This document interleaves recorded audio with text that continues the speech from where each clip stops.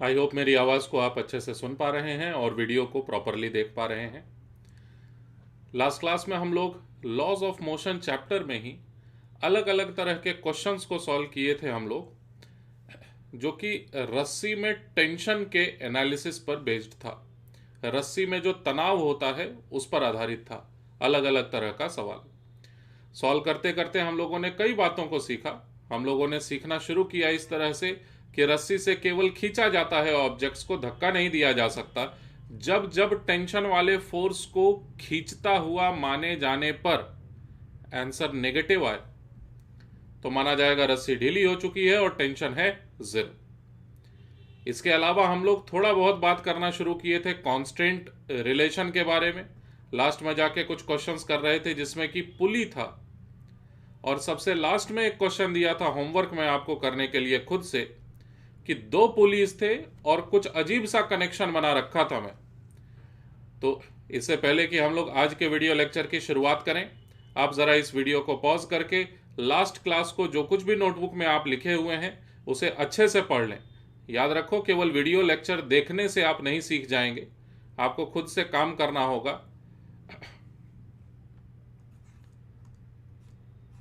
मैं ये मानते हुए कि आप वीडियो को पॉज करके रिवाइज कर चुके हैं, आगे बढ़ रहा हूं। तो सबसे पहली बात, लास्ट क्लास में दिए हुए होमवर्क का डिस्कशन। तो डायग्राम कैसा मैं बनाया था, एक्सेलरेशन निकालने दिया था दो ऑब्जेक्ट्स जिनका की मास 3 केजी और 5 केजी था। इस तरह से डायग्राम था, एग्जैक्ट यही था, और हमें यह पता करना था दोनों ऑब्जेक्ट्स का क्या होने वाला है एक्सेलरेशन। तीन अलग अलग इंफॉर्मेशन इस क्वेश्चन में मैं ऑलरेडी लिख के दिया था आपको। रस्सी के पास कोई मास नहीं है, स्ट्रिंग इज मासलेस। दूसरी बात, पुलीज आर मासलेस। और इसके भी अलावा फिर एक और इंफॉर्मेशन, फ्रिक्शन कहीं पर भी नहीं था। फ्रिक्शन इक्वल्स टू जीरो, या frictional force is absent everywhere. क्या होता है फ्रिक्शनल फोर्स, अभी जानने की ही क्या जरूरत है। मान लो नहीं है तो जो चीज है ही नहीं उसका क्या अभी डिस्कशन। खैर, इस क्वेश्चन को सॉल्व करने के लिए हम लोग सबसे पहले यह समझेंगे एकदम प्रॉपरली कि आखिर एक ऑब्जेक्ट का एक्सेलरेशन ए है तो दूसरे ऑब्जेक्ट का एक्सेलरेशन क्या होगा। यही हम लोग सबसे पहली बात सीखने वाले हैं। तो जरा कान को खोल के एकदम अच्छे से टेबल चेयर पर बैठ के आप कुछ भी नहीं लिखेंगे जब तक मैं पूरी बात बता नहीं देता, और एकदम अच्छे से सुनेंगे। पूरे हाईएस्ट लेवल ऑफ कंसंट्रेशन चाहिए मुझे आपका। तो सबसे पहले तो ये डायग्राम, इस डायग्राम में कितने सारे स्ट्रिंग्स हैं, दो स्ट्रिंग्स हैं, एक नहीं दो अलग अलग स्ट्रिंग्स हैं। मैं पिछले क्लास में भी बताया था, ये एक अलग स्ट्रिंग है और दूसरा यहां पर एक अलग स्ट्रिंग है जो कि 3 केजी ब्लॉक से जुड़ा हुआ। तो 5 केजी से जुड़ा हुआ कोई दूसरा स्ट्रिंग है और 3 केजी से जुड़ा हुआ कोई अलग स्ट्रिंग है। हम लोग जो पुराना तरीका अपनाए थे लास्ट क्लास में ही, वही तरीका यहां भी अपनाएंगे और मान लेंगे मन में कि ये 5 केजी का ब्लॉक हाथ से पकड़ रखे हैं, अपने जगह से हिल नहीं सकता। ठीक, अभी कुछ लिखने का जरूरत नहीं है, मैं बोल रहा हूं। और 5 केजी के ब्लॉक को अगर हाथ से पकड़ लिया जाता है और फिर जाके इस 3 केजी के ऑब्जेक्ट को ऊपर खींचा जाए ऐसे, ठीक है, मैं इन दोनों स्ट्रिंग को दोबारा से बनाऊंगा। ये 3 केजी वाला जो ब्लॉक है ये ऊपर ले जाया जाए पुराने जगह से। कैसे, दूसरा मेरा एक दोस्त है जो कि इसको जबरदस्ती ऊपर ले गया। तो अगर इसे ऊपर ले जाएंगे तो ये रस्सी यहां से ऐसे करके ढीली हो जाएगी और यहां से भी ऐसे करके ढीली हो जाएगी। इस बात को मानते हो कि नहीं? पहले तो सोच लो अभी जस्ट क्या हुआ। पहले ये रस्सी एकदम टाइट थी तो यही सिस्टम थोड़ा सा नीचे हुआ करता था, लेकिन ये थोड़ा सा ऊपर गया तो ये दोनों रस्सियां ढीली हो गई। ये रस्सी पर कोई प्रभाव नहीं पड़ेगा, है वही रस्सी, लेकिन इस हिस्से पर कोई प्रभाव नहीं पड़ेगा 3 केजी ब्लॉक के ऊपर जाने से। मैं ये मान के चल रहा हूं कि मान लो 3 kg का ब्लॉक dx लेंथ ऊपर गया। dx नाम से मत डरो, dx केवल एक लेंथ है, बहुत छोटा लेंथ ही सही, लेकिन लेंथ ही तो है। तो dx लेंथ 3 kg का ब्लॉक ऊपर गया। अगर ऐसा होगा तो ये रस्सी में कितना ढीलापन आएगा? dx का ही ढीलापन तो आएगा, होगा ऐसा। और ठीक उतना ही ढीलापन इस वाले रस्सी के टुकड़े में भी तो आएगा। है दोनों एक ही रस्सी का हिस्सा अलग अलग, लेकिन दोनों हिस्सों में dx का और dx का ढीलापन आएगा अगर ये 3 kg का ब्लॉक नीचे वाले पुली के सहित ऊपर जाता है dx लेंथ तब। अब नेक्स्ट स्टेप और ज्यादा ध्यान से याद रखना, 5 kg ब्लॉक को हाथ से पकड़ रखे हैं, इसको नीचे जाने नहीं दे रहे हैं। अब नीचे जाने दो इसे। तो अब मेरा सवाल आपके लिए यह है कि आखिर इस 5 kg ब्लॉक को कितना नीचे खींचा जा सकता है? ठीक है, यही सवाल है मेरा कि आखिर इस 5 kg ब्लॉक को कितना नीचे खींचा जा सकता है। उतना ही नीचे खींचा जा सकता है जब तक मैं ये दोनों साइड में यहां पर जो हिस्से हैं रस्सी के वो टाइट ना हो जाए। होगा कि नहीं ऐसा? ये तो वही वाला रस्सी था ना। तो फाइनल डायग्राम की ये रस्सी यहां पर टाइट हो चुका है, ये वाला रस्सी भी यहां पर टाइट हो चुका है। लेकिन ये दोनों रस्सियां टाइट हुई कैसे? ये दोनों टुकड़े रस्सी एक ही रस्सी के आखिर टाइट हुए कैसे? क्योंकि इस 5 kg ब्लॉक को जरूर से कितना नीचे खींचा गया होगा? dx नहीं, 2dx। ऐसा क्यों? क्योंकि पूरे रस्सी नंबर 1 में कुल मिला के जो ढीलापन आया हुआ था वो तो 2x का था, 2dx का था। तो 2dx के ढीलेपन को गायब करने के लिए 5 kg को 2dx से नीचे खींचना पड़ेगा। फिर से शुरुआत से बता रहा हूं मैं नए डायग्राम में, इस बार एकदम क्लियर हो जाए। समझ चुके हो फिर भी ध्यान से सुनो। मेरा यह कहना है कि ये 3 kg का ब्लॉक तुम मन में मान लो कि dx लेंथ ऊपर गया। अगर ये dx लेंथ ऊपर जाएगा तो यहां पर ढीला, यहां पर ढीला हो जाएगा। इन दोनों जगहों पर ढीला हो जाने के वजह से अब 5 kg ब्लॉक को नीचे खींचा जा सकता है। इन दोनों ढीलेपन को गायब करने के लिए, रस्सी को टाइट करने के लिए 5 kg को कितना नीचे खींचना होगा? जितना इस रस्सी में कुल मिला के ढीलापन है। तो इस रस्सी में कुल मिला के ढीलापन 2dx का है, तो 2dx 5 kg ब्लॉक को नीचे खींचो तो रस्सी दोबारा से टाइट हो जाएगी। अब और ज्यादा ध्यान से सुनो। दरअसल हुआ क्या है कि 3 kg वाला ब्लॉक और 5 kg वाला ब्लॉक दोनों एक साथ मूव किया, और कुछ इस तरह से कि कभी रस्सी ढीली हुई ही नहीं। फिर से मान लो dt टाइम में ये 3 kg का ब्लॉक ऊपर गया, कितना? dx। तो उसी टाइम dt में, ताकि रस्सी में ढीलापन ना आए, उसी टाइम इंटरवल dt में 5 kg को नीचे जाना होगा 2dx से। उसी टाइम dt में अगर थोड़ी देर बाद जाएगा तो कुछ समय के लिए रस्सी ढीला रह जाएगा, जब तक 5 kg नीचे नहीं गया। तो हमारे लिए तो यह मानना रहेगा ना कि रस्सी हमेशा ही टाइट रही, नहीं तो टेंशन 0 या नेगेटिव आने लगेगा। तो रस्सी को हमेशा टाइट मानते हुए हम लोग यह क्लेम करेंगे कि dt टाइम में अगर 3 kg का ब्लॉक dx लेंथ ऊपर गया तो उसी टाइम dt में 5 kg ब्लॉक को लगातार उसी दौरान 2dx नीचे आना ही होगा। अब यह बताने का जरूरत नहीं है 3 kg ब्लॉक के पास v की वेलोसिटी है ऊपर, तो v का मतलब dx/dt। तो उसी वक्त 5 kg का वेलोसिटी 2 टाइम्स v है। 2 टाइम्स देखो लिखा है dx/dt। सिमिलरली लास्ट बात अब मैं बता रहा हूं इसी में कि अगर 3 kg का ब्लॉक 0 से v की वेलोसिटी अचीव कर लिया तो उसी टाइम इंटरवल में 5 kg का ब्लॉक 0 से 2v का वेलोसिटी सेम टाइम इंटरवल में अचीव कर लेगा। फिर से, अगर 0 से v की वेलोसिटी अचीव कर लिया 3 kg तो ये 5 kg का ब्लॉक ऊपर से नीचे की ओर 2v का वेलोसिटी अचीव कर लेगा सेम टाइम इंटरवल में। ये मैं सबसे लास्ट में बताया एक्सेलरेशन के बारे में। मैं ये बोला कि जिस रेट से 3 kg का वेलोसिटी बढ़ेगा यानी ए से, उसके डबल रेट से 5 kg का वेलोसिटी बढ़ेगा।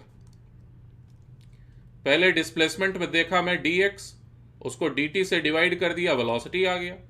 तो 2dx का डिस्प्लेसमेंट इसे उसी टाइम इंटरवल से डिवाइड किए तो वेलोसिटी आया इसका। हमें पता चला कि दोनों के वेलोसिटीज का रेशियो 1:2 है, v और 2v का वेलोसिटी। सिमिलरली एक्सेलरेशन भी पता चल गया हमें, a और 2a का एक्सेलरेशन। तो अब काम की बात करते हैं। चलिए फाइनल आंसर तक क्वेश्चन को पहुंचाने की कोशिश है अब मेरी ये कि एक का एक्सेलरेशन अगर आप मानते हो a ऊपर की ओर, रस्सी को लगातार ढीला करवा रही है ये a का एक्सेलरेशन, तो ये 5 kg का जो ब्लॉक था ये लगातार नीचे जाना ही चाहिए 2a के एक्सेलरेशन से। और इस बार ये जो a और 2a मैं लिखा हूं ये खुद ही कहलाएगा कांस्टेंट रिलेशन। याद रख पाओगे? कांस्टेंट रिलेशन के मुताबिक ये दोनों ब्लॉक्स आपस में जुड़े हुए हैं। एक का एक्सेलरेशन a तो दूसरे का एक्सेलरेशन 2a उल्टी दिशा में। अब बात आती है फ्री बॉडी डायग्राम्स की। फ्री बॉडी डायग्राम देखो ड्रॉ कर रहा हूं मैं 3 kg के लिए अलग से और 5 kg के लिए अलग से, ठीक है ना। फोर्सेस देखें ध्यान से एकदम। 3 kg के लिए नीचे की ओर 30 न्यूटन का फोर्स, पहला फोर्स, और टेंशन का फोर्स, लेकिन याद रहे ये दूसरा स्ट्रिंग है। इस स्ट्रिंग को मैं नाम अलग से दिया हुआ था पिछले क्लास में, स्ट्रिंग नंबर 2 है ये, इसलिए T2 का टेंशन माना मैं, समझे। इसके अलावा 5 kg के फ्री बॉडी डायग्राम में, 5 kg के फ्री बॉडी डायग्राम में एक फोर्स तो रहेगा ही रहेगा 50 न्यूटन का। इसके अलावा ऊपर की ओर एक फोर्स रहेगा कितना, T1 का टेंशन। आई होप आप डायग्राम को क्लियरली देख पा रहे हैं। इसके अलावा कोई तीसरा फोर्स नहीं है इन दोनों ब्लॉक्स पर। यह कंप्लीट फ्री बॉडी डायग्राम में ड्रॉ कर दिया, लेकिन अभी भी एक और नए फ्री बॉडी डायग्राम की हमें जरूरत है। क्यों, अभी समझ में आएगा। चलिए इक्वेशंस लिखते हैं। याद रखना ये 3 kg वाला जो ब्लॉक है इसको हम लोग माने हैं a एक्सेलरेशन से ऊपर जाते हुए, और 5 kg के ब्लॉक को माने हैं नीचे की ओर 2a के एक्सेलरेशन से जाते हुए। ये सबसे पहला स्टेप कांस्टेंट रिलेशन था हमारा। तो इस तरह के किसी भी क्वेश्चन को सॉल्व करने का अगेन 3 स्टेप। पहला स्टेप कांस्टेंट रिलेशन, दूसरा स्टेप फ्री बॉडी डायग्राम, तीसरा स्टेप न्यूटन सेकंड लॉ का सही इस्तेमाल। तो ये 3 स्टेप में हर न्यूटन लॉ के क्वेश्चन को सॉल्व किया जा सकता है, चाहे कितना भी कठिन क्यों ना हो, ठीक। तो इक्वेशन लिखते हैं हम लोग। देखिए T2 minus 30 newton must be equal to mass into acceleration 3 kg multiplied by acceleration a। कितने वेरिएबल्स हैं, एक ये वेरिएबल है T2 और दूसरा वेरिएबल है खुद a। अच्छा, दूसरा इक्वेशन क्या बनेगा 5 kg वाले ब्लॉक के फ्री बॉडी डायग्राम से, वो नीचे की तरफ एक्सेलरेटेड माना गया इसलिए 50 जरूर से ज्यादा है। 50 newton minus T1 equals to 5 kg multiplied by acceleration a नहीं 2a का। तो कुल मिला के 2 इक्वेशंस बने हैं हमारे पास, और ये दोनों ही इक्वेशंस में गिनो तो कितने सारे अननोन, जिनकी जानकारी नहीं है हमें, अननोन वेरिएबल्स हैं।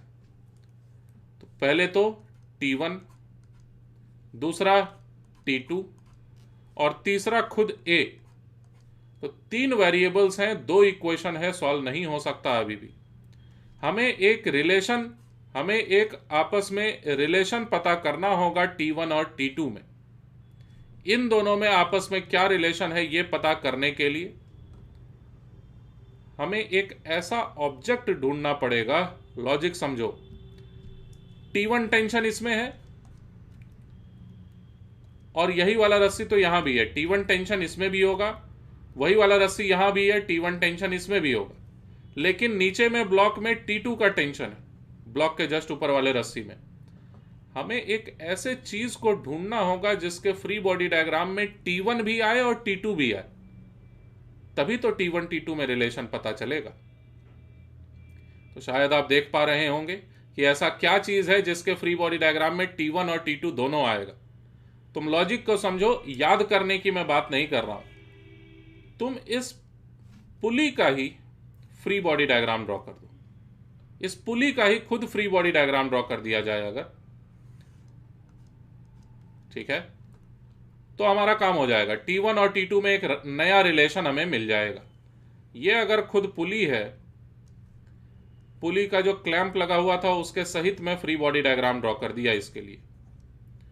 तो ये जो पुली है इसको ऊपर की ओर ऐसे नहीं, दूसरे कलर से दिखाता हूं फोर्सेस को।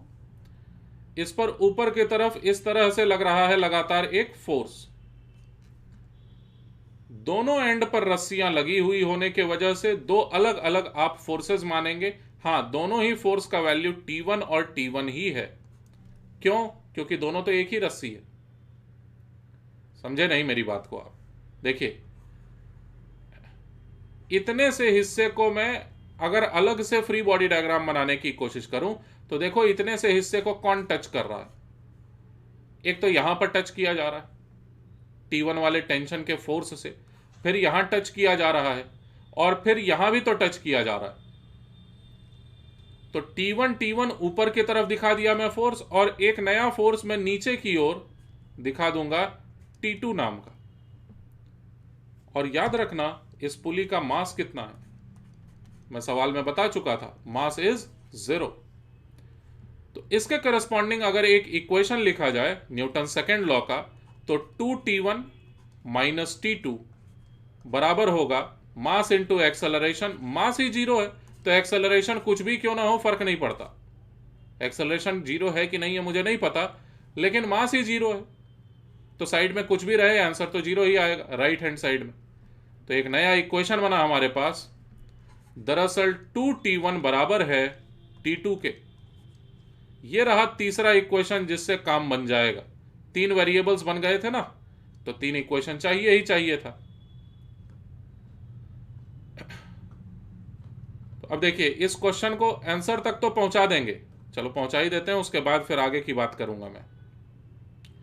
T2 को लिख देता हूं 2T1। तो नए इक्वेशंस क्या क्या हैं? 2T1 माइनस 30, यूनिट को छोड़ दिया मैं, यही है ना। 2T1 minus 30 equals to 3A, unit बाद में लिख देंगे। और फिर है 50 माइनस T2,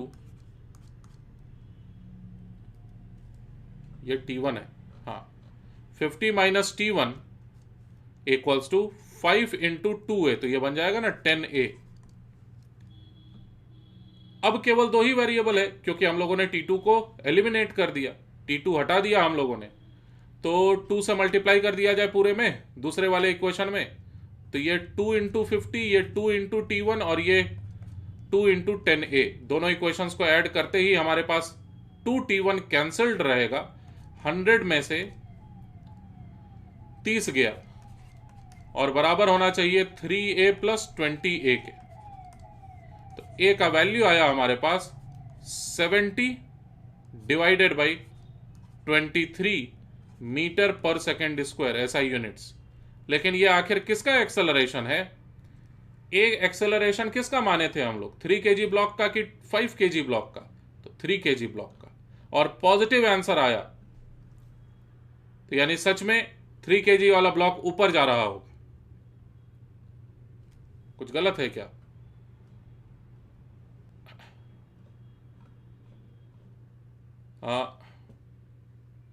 नहीं, सबको सही लग रहा है,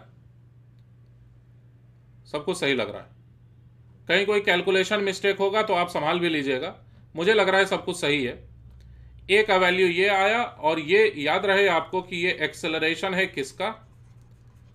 एक्सेलरेशन ऑफ 3 kg ब्लॉक। और इसका पॉजिटिव आना अपने आप में यह साबित करता है कि जो 3 kg वाला ब्लॉक है वो ऊपर के तरफ जो आप माने हैं एक्सेलरेशन का डायरेक्शन इसका, वो एकदम सही है। अगर नीचे जा रहा होता 3 kg ब्लॉक तो नेगेटिव में आया होता एक्सेलरेशन, ठीक है ना। अच्छा, अब इस सवाल में कुछ भी नहीं बचा। एक्सेलरेशन ऑफ 5 kg ब्लॉक बताओ, इसी का जस्ट डबल। डेसिमल में चाहें तो आप पता कर सकते हैं। उसके भी अलावा अगर कहीं पर भी टेंशन पता करने की बारी हो तो टेंशन पता करने में भी कोई टेंशन है नहीं। आप a का वैल्यू यहां पर रख दीजिए, t2 मिल जाएगा। आप 2a का वैल्यू यहां पर रख दीजिए, t1 का वैल्यू मिल जाएगा। तो जरूरत पड़ने पर हर एक बात को बताया जा सकता है यहां पर। तो आई होप आप सीख गए। तो अब फाइनल बात, हम लोगों ने क्वेश्चन को आखिर सॉल्व कैसे किया। सबसे पहले समझा कांस्टेंट रिलेशन यहां पर क्या है। यह बिल्कुल पहला स्टेप था। दूसरा स्टेप था फ्री बॉडी डायग्राम, जिसमें हम लोगों ने पुली का भी फ्री बॉडी डायग्राम बनाया। तीन चीज का फ्री बॉडी डायग्राम हमें बनाना पड़ा ताकि T1 और T2 में रिलेशन पता चल सके। और तीसरा चीज न्यूटन्स लॉ का सही इस्तेमाल करके, कैलकुलेशन इसी में बस रहता है थोड़ा सा, न्यूटन सेकेंड लॉ का यूज किया हमने। तो 3 स्टेप्स थे। अब आपको इन तीनों स्टेप्स में से कौन से स्टेप्स नहीं समझ में आए, ये जरा आप मुझे चैट बॉक्स में बता दीजिए। केवल इतना लिखिए स्टेप 1, तो मैं समझ जाऊंगा कि आप स्टेप 1 नहीं समझ पाए। ठीक, स्टेप 2 अगर नहीं समझ पाए तो वो लिख दीजिए केवल चैट बॉक्स में, मैं उसी स्टेप को दोबारा से बता दूंगा। ठीक, मैं इंतजार कर रहा हूं, आप चैट बॉक्स में लिखें।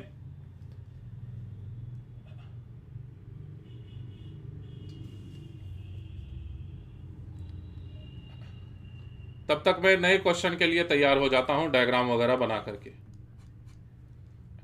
और अगर ना समझ में आया हो कोई छोटा से छोटा बात भी तो आप बिल्कुल पूछना।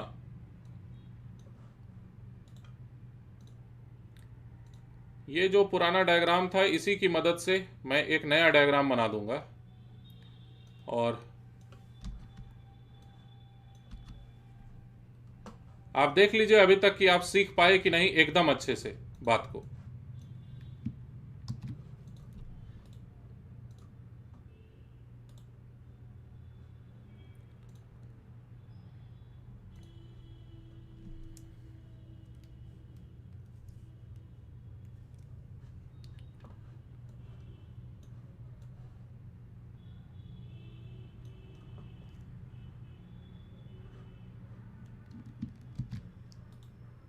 बस 1 मिनट का समय लगेगा मुझे एक नए डायग्राम तक पहुंचने के लिए। बहुत सारे पुलीज हो गए।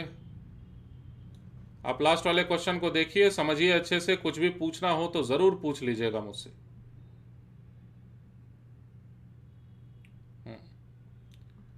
अब ठीक है, ये रस्सी यहां तक है और सेम ऐसी ही रस्सी एक यहां पर भी है, यहां पर। तो कुल मिला के एक ही रस्सी है ये हालत है।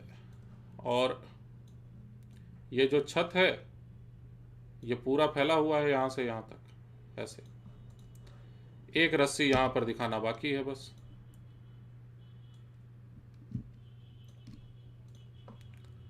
और फिर नीचे वाले ब्लॉक, यहां पर इस ब्लॉक को मैं हटा दे रहा हूं और ठीक ऐसे ही एक रस्सी से, या फिर रस्सी वगैरह कुछ भी नहीं लगा ही देता हूं। ये ठीक है।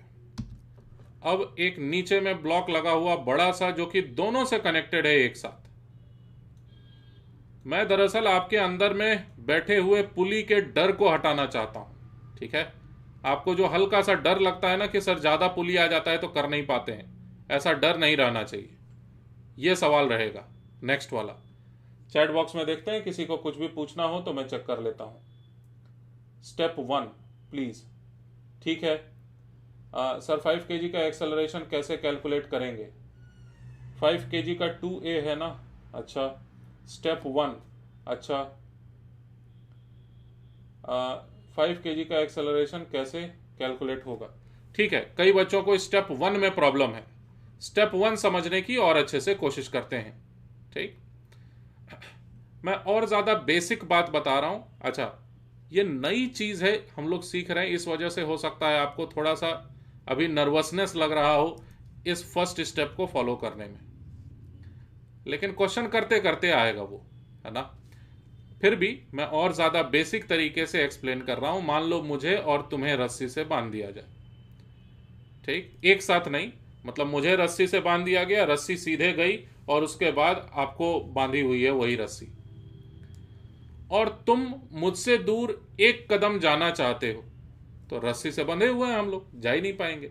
तो कहा यह जाएगा कि हम लोग कॉन्स्टेंट हैं चलने के लिए, मतलब हम दोनों का मोशन जो है अब रिलेटेड है। मैं अगर नहीं जा रहा हूं ईस्ट के तरफ तो तुम भी नहीं जा पाओगे ईस्ट के तरफ, ठीक। अच्छा, अगर मैं एक कदम चलूंगा तुम्हारी ओर तो रस्सी ढीली हो जाएगी, तुम नहीं चलो, अगर तो तुम नहीं चले और मैं तुम्हारी ओर गया एक कदम तो रस्सी ढीली हो जाएगी। रस्सी कितनी ढीली होगी? जो भी मेरा एक कदम का लेंथ है, एक कदम से रस्सी ढीली हो जाएगी। और अब तुम कितना जा सकते हो मुझसे दूर? एक कदम। तो यही तो लॉजिक है जो कि मैं यहां पर इस्तेमाल किया।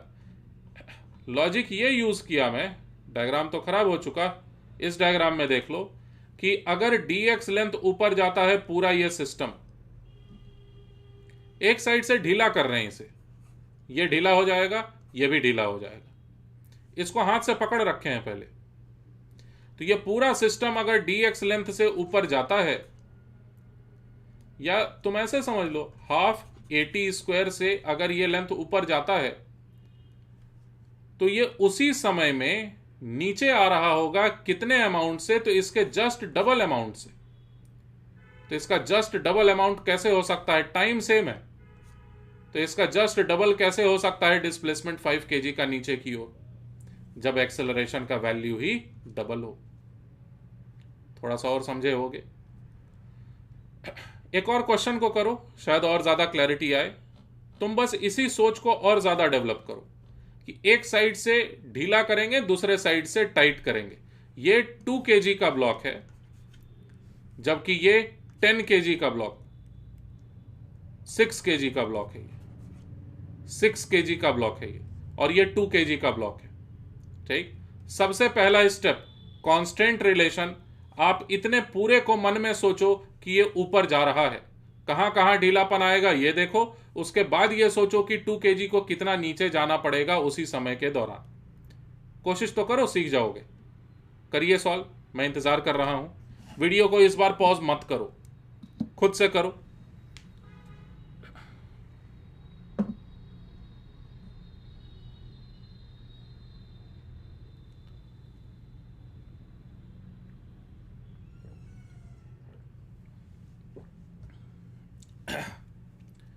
चलिए और अच्छे से समझने की कोशिश करते हैं। आई होप आपने अपना बेस्ट अटेम्प्ट दिया और क्वेश्चन को सॉल्व करने की कोशिश की। कम से कम कांस्टेंट रिलेशन तो डेवलप किए होगे। देखो ध्यान से सुनना मैं क्या बता रहा हूं। मैं अब एनिमेशन वगैरह में नहीं दिखाने वाला, आपके इमेजिनेशन का यूज करूंगा।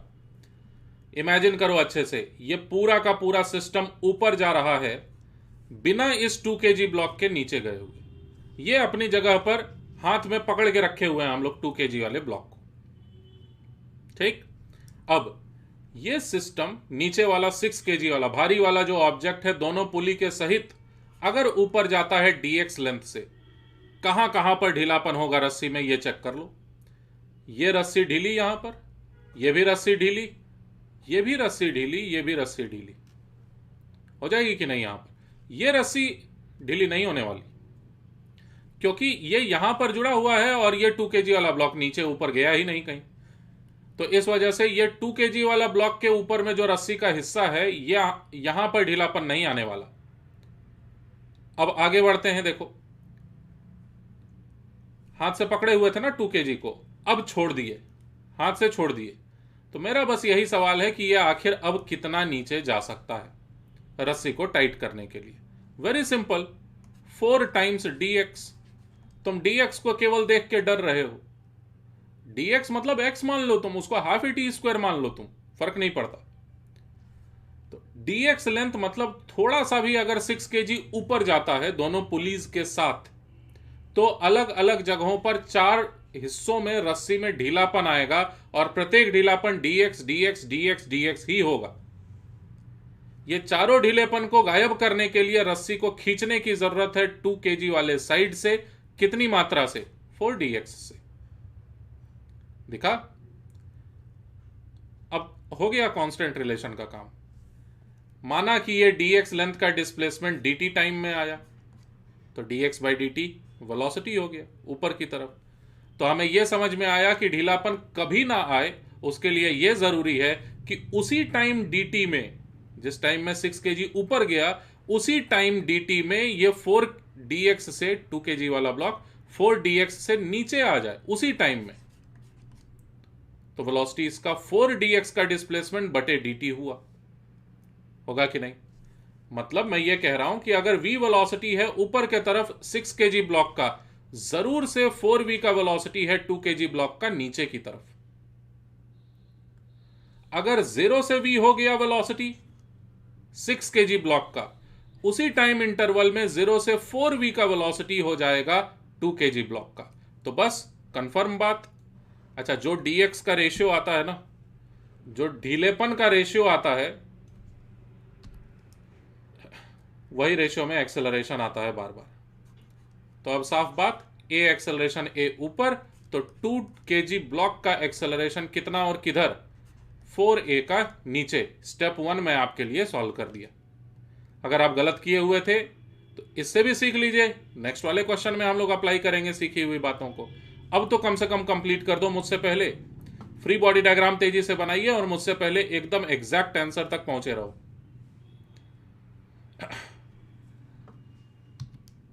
चलिए, फ्री बॉडी डायग्राम ड्रॉ करने जा रहा हूं मैं। पहले 6 kg का और फिर जाके 2 kg का कर दूंगा, या पहले 2 kg का कर देता हूं, छोटा है वो।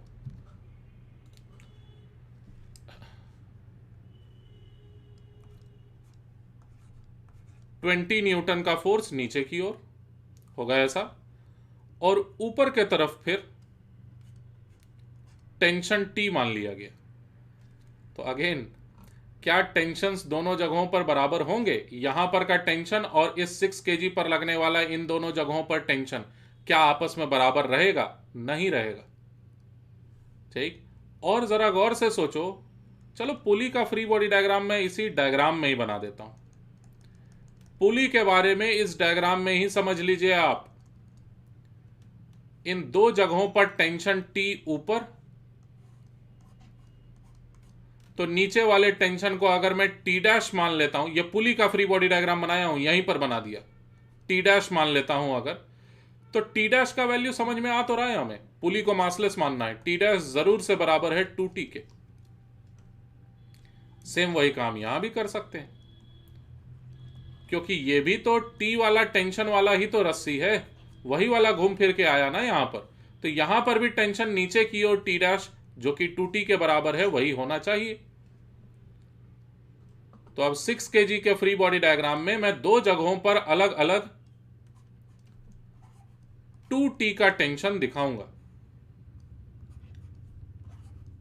2T का टेंशन दिखाऊंगा, और इस पर लगने वाला फोर्स नीचे की ओर है एक 60 न्यूटन का। दूसरा स्टेप भी कंप्लीट हुआ, फ्री बॉडी डायग्राम हो गया। तीसरे स्टेप की तरफ हम लोग आगे बढ़ रहे हैं, और तीसरा स्टेप है Newton second law. Newton second law का इस्तेमाल करने के भी पहले जरा देख लो, फ्री बॉडी डायग्राम के साइड में मैं दिखा दिया a एक्सेलरेशन, और इसके लिए नीचे की ओर 4a का एक्सेलरेशन। समझ गए? तो इक्वेशन लिखा जाए, 4t हो जाएगा ना, 4t 2t plus 2t minus 60 Newton बराबर है 6 kg गुने a के। सही लिखा? दूसरे ऑब्जेक्ट के लिए नीचे की तरफ जिसका की एक्सेलरेशन है 20 newton minus t equals to 2 kg था, 2 kg मल्टीप्लाइड बाई 4a का एक्सेलरेशन। आई होप आप न्यूटन सेकेंड लॉ को सही से इस्तेमाल किए हुए हैं। अब इसमें कैलकुलेशन करने के लिए बेस्ट रहेगा कि इतने पूरे को 4 से कर दो मल्टीप्लाई, पूरे को। तो मुझे लगता है 80 में से 60 गया, 20 बचा, बराबर है फिर 6 प्लस 32 a के। यूनिट थोड़ी देर के लिए अभी रोके हुए हूं, तो एक्सेलरेशन a का वैल्यू आ गया 20 डिवाइडेड बाई 38। अब जो भी ये सॉल्व करके आएगा 10/19 10/19 मीटर पर सेकेंड स्क्वायर, और ये आपने ए का वैल्यू निकाला है। ए आखिर किसका एक्सेलरेशन माने थे? तो इस 6 kg ब्लॉक का। ये 6 kg का ब्लॉक ए के एक्सेलरेशन से, जो कि लगभग बराबर है कितना, 10/19, 10/20 अगर बोल दूंगा तो ये लगभग 0.5 मीटर पर सेकेंड स्क्वायर हो जाएगा। ये लगभग आधे मीटर पर सेकेंड स्क्वायर के एक्सेलरेशन से ऊपर जा रहा है, और ठीक उसी वक्त इसका एक्सेलरेशन 4a है। तो 4a के एक्सेलरेशन से, यानी कि लगभग 2 मीटर पर सेकेंड स्क्वायर के एक्सेलरेशन से ये 2 kg वाला ब्लॉक नीचे जा रहा है। आई होप समझे आप इस बात को, और शायद आप मुझसे पहले सही आंसर निकाल लिए होंगे। जरूरत पड़ने पर एक्सेलरेशन ए का वैल्यू सब्स्टिट्यूट कर दो, टेंशन का वैल्यू मिल जाएगा। इतना क्लियर है? लेकिन देखो, यहां पर मैं कुछ और ही आपको बताना चाहता हूं। हम लोग क्वेश्चन वाले डायग्राम में ही काम करने लगे थे। देखो, कुछ कठिन बात यहां पर डिस्कस करते हैं। मजा नहीं आ रहा तब से आसान आसान कर रहे हैं। यहां पर क्या है हमारे पास सीखने के लिए? थोड़ा सा बस मैं साफ कर दूं इसे।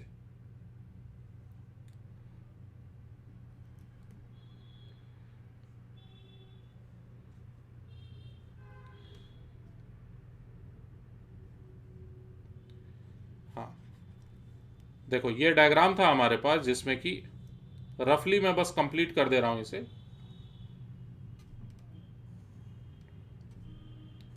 ये बना हुआ था डायग्राम हमारे पास, और हमने अभी अभी ये सीखा सॉल्व करके। देखो कितनी अजीब सी बात हम लोगों ने कैलकुलेट करके पता किया कि एक साइड में हल्का मास है और दूसरे साइड में भारी है, बावजूद इस बात के ये 6 kg ऊपर जा रहा है। समझ पा रहे हो मेरी बात? 6 kg का ब्लॉक ऊपर जा रहा है, ठीक। और कितने एक्सेलरेशन से? तो हम लोगों ने कैलकुलेट किया है प्रॉपरली, लगभग निकल के आया था 0.5 मीटर पर सेकेंड स्क्वायर से। मतलब अच्छे खासे एक्सेलरेशन से 6 kg वाला ऊपर उठते चला जा रहा है। और कौन खींच रहा है इसे? मात्र हल्का सा ये जो 2 kg का ब्लॉक है। और बच्चों, इसी को कहते हैं इंजीनियरिंग, कि आप कम ताकत से ज्यादा बड़ा काम कर लेते हो, यही इंजीनियरिंग है, इसके अलावा कुछ भी नहीं। क्या इंजीनियरिंग का मेडिकल में इस्तेमाल नहीं होता है? नहीं, ऐसा नहीं है। मेडिकल पर्पस में भी इंजीनियरिंग का इस्तेमाल बहुत ज्यादा होता है, लेकिन इंजीनियरिंग को मैं यहीं पर डिफाइन कर दिया। डेफिनेशन यह है पूरे इंजीनियरिंग का, या किसी भी इंजन के काम करने का। कोई भी इंजन हो, चाहे रेल का इंजन हो, चाहे आप पेचकस से कोई नट बोल्ट खोल रहे हो, ठीक है, कोई भी सिंपल से सिंपल मशीन हो, कोई कॉम्प्लेक्स से कॉम्प्लेक्स मशीन हो, सबका एक ही पर्पस है, कम ताकत लगा के ज्यादा बड़ा काम कर लेना, है कि नहीं?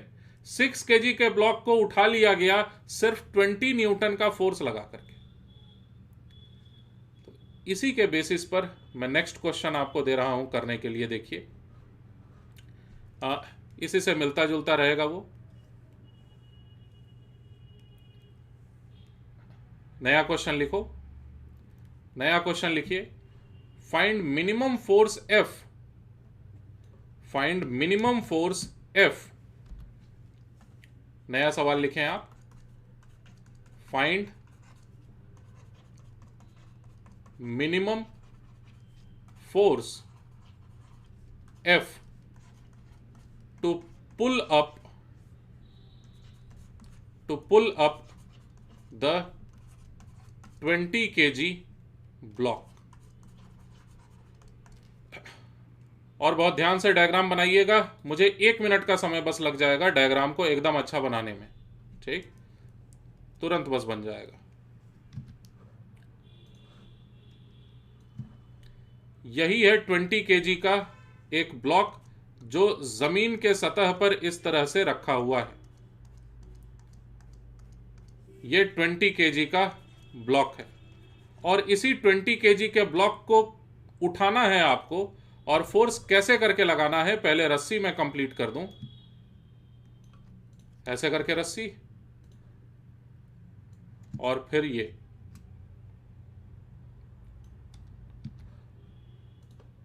और लास्ट में ये रस्सी। कहां पर? रस्सी पर हम लोग लास्ट में जाके ऐसे फोर्स अप्लाई कर रहे हैं, ठीक है। इसी रस्सी पर इस तरह से फोर्स लगाया जा रहा है। कितना फोर्स सवाल में दिया हुआ? F। और सवाल यही है मात्र कि आखिर F का वैल्यू क्या रखा जाए ताकि ये 20 केजी का ब्लॉक ऊपर उठ जाए। बस इतना ही है सवाल। तो F का वैल्यू पता करके दिखाइए, इसी क्वेश्चन को सॉल्व करो। कोशिश करिए अच्छे से, प्रॉपर लॉजिक वगैरह सोच समझ के करिए। आंसर केवल निकालिए, चैट बॉक्स में लिखने का जरूरत नहीं है। सभी सॉल्व करें खुद से।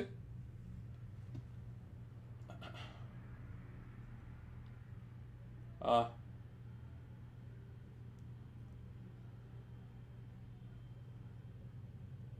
Ten by 19 metre per second square. Sir ये 4t कैसे हुआ? वो दोनों नीचे वाले पुली में 2t है ना। अच्छा, पिछले क्वेश्चन की बात कर रहा हूं। ये 4t कैसे हुआ? ये दरअसल 2t प्लस 2t लिखा हुआ था, इस तरह से ये 4t बन गया। ये 2t और ये 2t दोनों को एक साथ में लिख दिया था, स्टेप स्किप कर दिया था। तो वो 4t मुझे नहीं लिखना चाहिए था, 2t प्लस 2t लिखना चाहिए था। और सॉल्व करने के लिए इतने पूरे इक्वेशन को मैं 4 से मल्टीप्लाई किया, उसके बाद दोनों इक्वेशंस को ऐड कर दिया हूं। तो मेरे कैलकुलेशन पर तो आप जाइए ही मत, आप अपना करिए प्रॉपरली, ठीक। फाइनल आंसर मुझे लगता है ये आ रहा होगा। किसी एक स्टूडेंट ने लिखा भी है कि ये आंसर आ रहा है, लेकिन आपको आंसर लिखने की जरूरत नहीं है चैट बॉक्स में।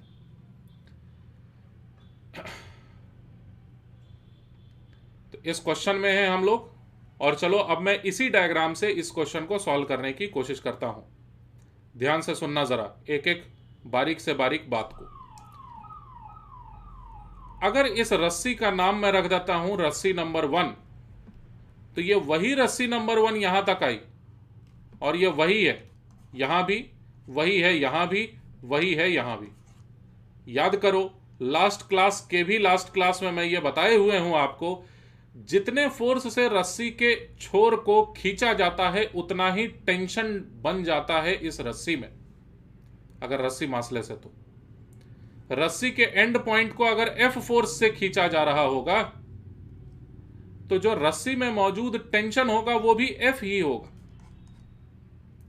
इसको प्रूव किया जा सकता है अलग से, जो ऑलरेडी प्रूव्ड है पुराने क्लासेस में, लेकिन फिलहाल यहां पर डायरेक्ट मैं रिजल्ट इस्तेमाल कर रहा हूं कि इस रस्सी में टेंशन कितना है? F का। ये रस्सी में टेंशन कितना? वही F का टेंशन इन सभी रस्सी के टुकड़ों में है। एक ही तो रस्सी है ये सब के सब, और इस कारण से अब यह कहा जा सकता है इस जगह पर कितना टेंशन होगा। इस जगह पर टेंशन होना चाहिए 2F का। कैसे पता चलेगा? नीचे वाले पुली का फ्री बॉडी डायग्राम बना दो। ये तो मासलेस मान रहे हैं हम लोग, लिख दो, इक्वेशन बना के समझ में आ जाएगा कि नीचे वाले रस्सी के टुकड़े में टेंशन होना ही चाहिए 2F का, और साथ ही साथ यहां पर भी 2F का ही टेंशन है। अब मैं सॉल्व करने जा रहा हूं फाइनल आंसर तक पहुंचाने के लिए इस क्वेश्चन को। 20 केजी का फ्री बॉडी डायग्राम ड्रॉ किया। इस 20 केजी पर लगने वाले फोर्सेस, ऊपर की ओर 2F का फोर्स, ऊपर की ओर 2F का फोर्स, नीचे की ओर 200 न्यूटन का फोर्स, नीचे से ऊपर की ओर, चूंकि ये एक सरफेस पर रखा हुआ है मैं तो मानूंगा कि नॉर्मल फोर्स लग रहा है इस पर, और अगर ये रखा हुआ है बस अपनी जगह पर, तो इक्वेशन बना हमारे पास, देख लो भाई, 2F plus 2F plus normal force है ना, माइनस 200 न्यूटन। ये सब आपस में मिलकर बराबर होने चाहिए 0 के, क्योंकि एक्सेलरेशन हम लोग शुरुआत से मान नहीं रहे हैं। ये तो न्यूटन सेकंड लॉ का इक्वेशन हुआ। सवाल में पूछा क्या गया था? सवाल में यह पूछा गया था कि F का वो मान बताइए जिससे कि 20 kg वाला बटखरा जो भी ऑब्जेक्ट रखा है ये ऊपर उठ जाए। तो ऊपर उठेगा तो क्या चीज जीरो हो जाएगा, पहचान पाओगे? नॉर्मल फोर्स बन जाएगा जीरो, कांटेक्ट लूज हो जाएगा ना, और जैसे ही कांटेक्ट लूज होगा नॉर्मल फोर्स का value zero. If 20 kg block gets lifted up, अगर 20 kg वाला ब्लॉक ऊपर उठ जाएगा सरफेस को छोड़ के, नॉर्मल फोर्स जैसा पुराने क्लासेस में हम लोग सीखे हुए हैं ये बन ही जाना चाहिए जीरो। नॉर्मल फोर्स को जीरो सेट करो और F का वैल्यू निकालो। F का वैल्यू आया कितना, 50 न्यूटन। तो फिर से मजेदार बात, आप इस 20 kg को उठाने के लिए अगर बिना किसी पुली का उठा रहे होते, 20 kg वाले मास को सीधे सीधे अगर आप हाथ से उठाने चले गए होते, आपको 200 न्यूटन का जरूरत पड़ता नॉर्मल फोर्स को जीरो बनाने के लिए। 200 न्यूटन का फोर्स लगाते तब जाके ये ब्लॉक 20 kg वाला उठ पाता। लेकिन 4 बार इस तरह से पुली वगैरह लगा दो, उसके बाद आप क्या पाओगे कि केवल 50 न्यूटन के फोर्स से आप इस ब्लॉक को ऊपर उठा पाओगे। ठीक है, ऐसे ही अब बातचीत कर रहा हूं 2 मिनट, ठीक है ना। मान लिया जाए कि ऐसे करके कोई एक सरफेस है,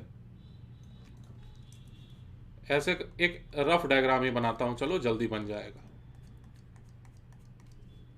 ऐसे करके एक सरफेस है और सरफेस में बना हुआ है इस तरह से एक गड्ढा, और इस गड्ढे में फंस गई आपकी कार। ऐसे इस गड्ढे में फंस गई आपकी कार। अच्छा बन गया डायग्राम।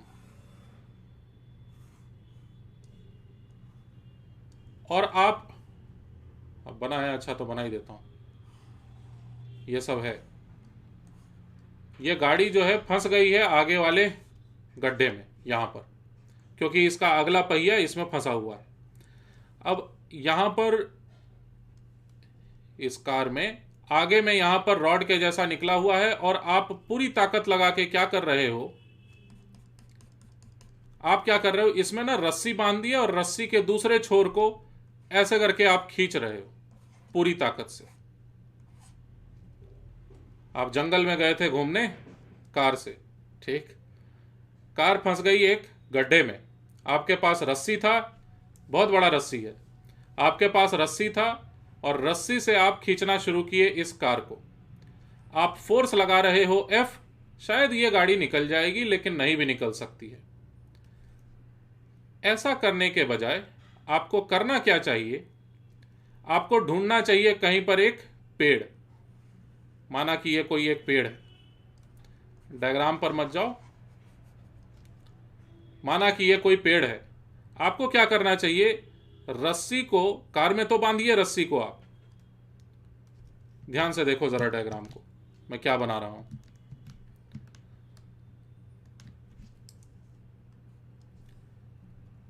रस्सी को कार में जरूर बांधिए आप, उसके बाद इस रस्सी को ले जाइए इस पेड़ से घुमा करके, ऐसे समझे क्या किया, इस पेड़ के अराउंड घुमा दिया गया है इस रस्सी को, और उसके बाद फिर से उसी रॉड में घुमा करके ऐसे करके लीजिए। उसके बाद यहां पर से आप रस्सी को फिर खींचिए ना F फोर्स से, जैसे पहले खींच रहे थे वैसे ही अभी भी खींच लो। चलो, तो पिछले बार ज्यादा फायदे में रहोगे कि इस बार ज्यादा फायदे में रहोगे? मुझे लगता है इस बार ज्यादा फायदे में रहोगे। ऐसा क्यों? क्योंकि अगर पूरे कार का फ्री बॉडी डायग्राम बनाया जाए तो आप जितने भी फोर्स F से खींच रहे होगे, रस्सी में उतना ही टेंशन है F का। और कार के फ्री बॉडी डायग्राम में इस बार चूंकि 3 बार रस्सी होके गुजरी है, तो यहां पर भी एक टेंशन F के बराबर, यहां पर भी एक टेंशन F के बराबर, यहां पर भी एक टेंशन F के बराबर।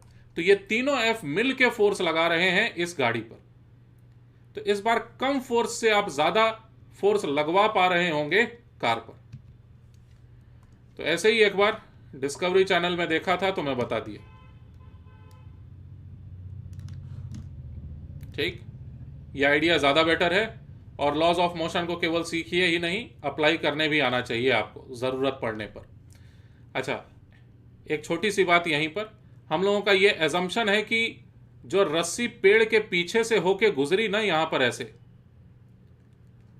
उस रस्सी और पेड़ के बीच में कोई फ्रिक्शन नहीं है, जो कि मानना गलत है, लेकिन फिर भी हमने ये माना है कि फ्रिक्शनल फोर्स नहीं है पेड़ के टहनी में और रस्सी के बीच में।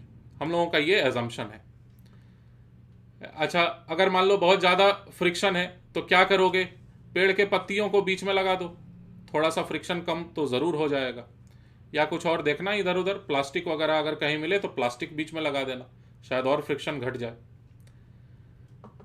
तो इस तरह से कांस्टेंट रिलेशन को हम लोगों ने थोड़ा सा सीखा। चलिए नए क्वेश्चन की तरफ। नया सवाल दे रहा हूं करने के लिए। Find acceleration of each block. प्रत्येक ब्लॉक का एक्सेलरेशन पता करें। सवाल कुछ इस तरह से, ये एक सरफेस के जैसा,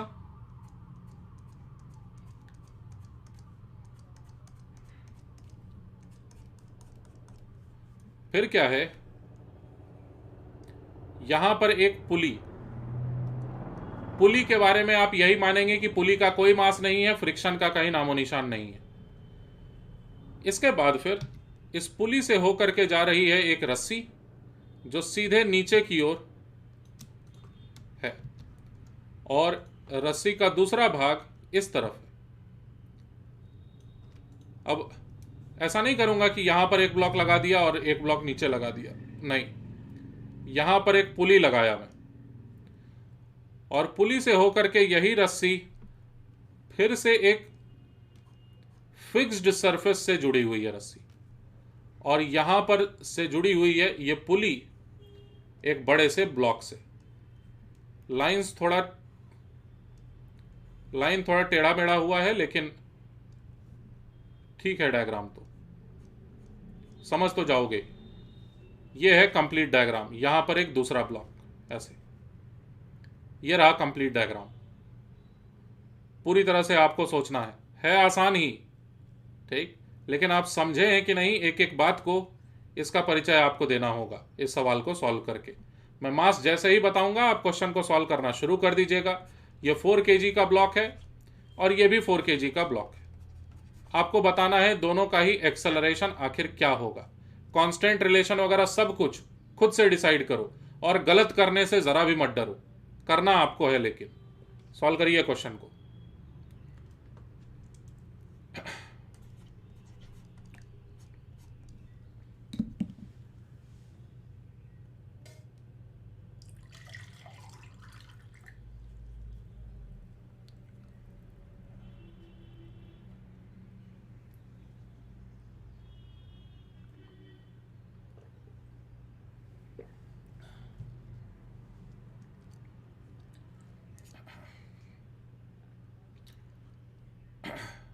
ऑल राइट, मैं भी साथ में आप कोशिश करता हूं, आपके साथ साथ करेंगे।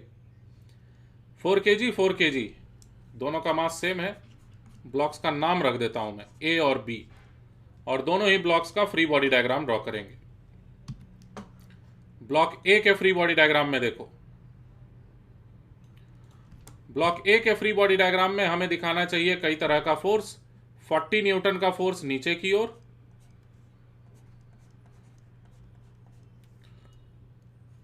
नॉर्मल फोर्स नीचे से ऊपर की ओर, इसके अलावा एक फोर्स टेंशन वाला भी लग रहा होगा। टेंशन वाले फोर्स के बारे में भी बात करते हैं जस्ट कुछ देर में। यही same to same free body diagram यहां पर भी तो रहेगा, बस यहां पर ऊपर के तरफ लगने वाला फोर्स ब्लॉक बी के लिए, ये ब्लॉक बी है, ठीक, ये ब्लॉक ए था।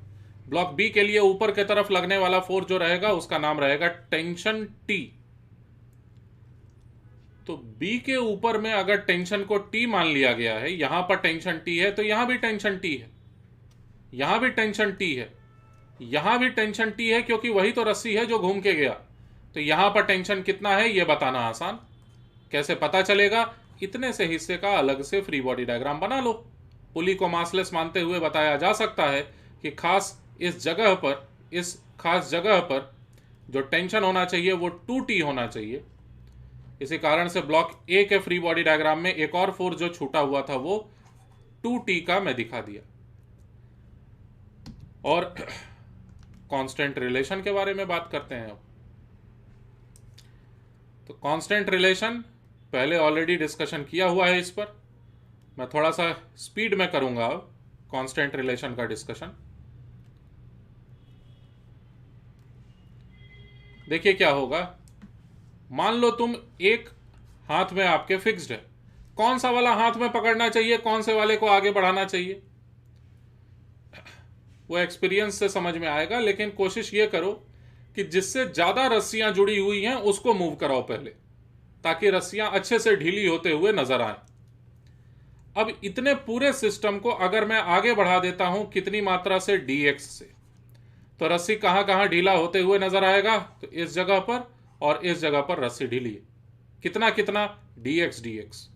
अब 4 kg जो नीचे में है उसको नीचे भेजो, 2dx से ये नीचे जाएगा सेम टाइम में। तो ये रहा वेलोसिटीज, ये रही वेलोसिटीज।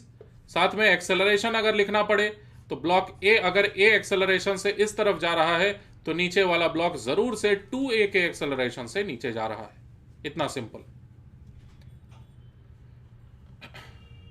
तो फ्री बॉडी डायग्राम में मैं जरा अलग से दिखा दिया एक्सेलरेशंस को। एक्सेलरेशन a और ये ब्लॉक बी के लिए एक्सेलरेशन 2a। सही बनाया। अब इसके बाद न्यूटन सेकंड लॉ से डायरेक्ट आंसर आना ही आना है। 2t डायरेक्ट बराबर होनी ही चाहिए 4 kg मल्टीप्लाइड बाई ए के। ये कहां से लिख दिया मैं? हॉरिजॉन्टल डायरेक्शन में न्यूटन्स लॉ लगाया ब्लॉक ए के लिए, वर्टिकल डायरेक्शन में क्यों नहीं लगाया? क्योंकि उसमें नॉर्मल फोर्स आ जाएगा, एक्सेलरेशन ए आएगा भी नहीं, तो कुछ फायदा नहीं मिलेगा। तुम करके देख लो, वर्टिकल डायरेक्शन में भी लिखे रहो। अच्छा, ब्लॉक बी के लिए वर्टिकल डायरेक्शन में लगा दो न्यूटन्स लॉ, क्योंकि उसमें एक्सेलरेशन वर्टिकल ही तो है। और कौन ज्यादा है फोर्स? 40 न्यूटन की टेंशन। हमारे माने हुए एक्सेलरेशन के मुताबिक 40 न्यूटन का फोर्स जरूर से ज्यादा है। ये टी है, केवल tension T must be equal to again 4 kg multiplied by a, नहीं 2a। कुछ गलती तो नहीं लग तो नहीं रहा। अब क्या करूं, कैसे सॉल्व करूं? इस पूरे इक्वेशन को आप 2 से मल्टीप्लाई कर दीजिए और आंसर आ जाएगा। तो ये बना हमारे पास 80 न्यूटन LHS में लिखा हुआ, RHS में लिखा हुआ है 8, 16, 4, 20 kg मल्टीप्लाइड बाई ए। आप अच्छे से सॉल्व करिएगा। ए का वैल्यू निकल के आया 4 मीटर पर सेकेंड स्क्वायर। यही हमारा आंसर। और ये एक्सेलरेशन जो है ये ब्लॉक ए का एक्सेलरेशन है। ब्लॉक ए का एक्सेलरेशन हमने सीखा 4 मीटर पर सेकेंड स्क्वायर, जो कि ए का वैल्यू था। सिमिलरली ब्लॉक बी के लिए एक्सेलरेशन जो कि 2a के बराबर था, वो आया निकल के 8 मीटर पर सेकेंड स्क्वायर। तो आई होप अब आप तेजी से कर सकेंगे इस तरह के क्वेश्चंस को। और डिफिकल्टी,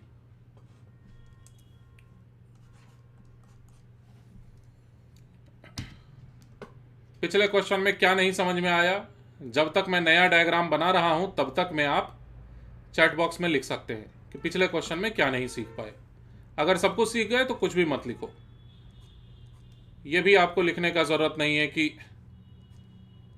सर आप शानदार पढ़ाते हैं।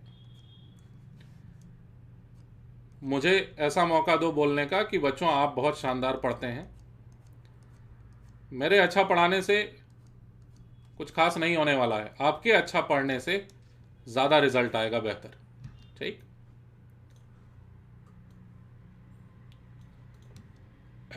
ये एक 4 kg का ब्लॉक है और ये जो 4 kg का ब्लॉक है ये रस्सी से जुड़ा हुआ है दीवार से ऐसे। अब आगे क्या है इसमें, तो इस हॉरिजॉन्टल डायरेक्शन में फोर्स लगाया जा रहा है, इस हॉरिजॉन्टल डायरेक्शन में फोर्स लगाया जा रहा है। और अभी मैं जस्ट सवाल पूछूंगा, लेकिन उससे पहले देखते हैं किसी को अगर कोई डाउट रहा हो तो।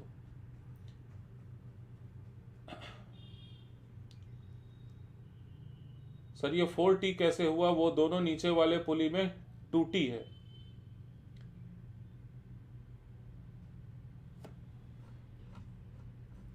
हाँ, शायद आप इस क्वेश्चन के बारे में नहीं बात कर रहे हैं, मैं पुराने डाउट्स को पढ़ लिया।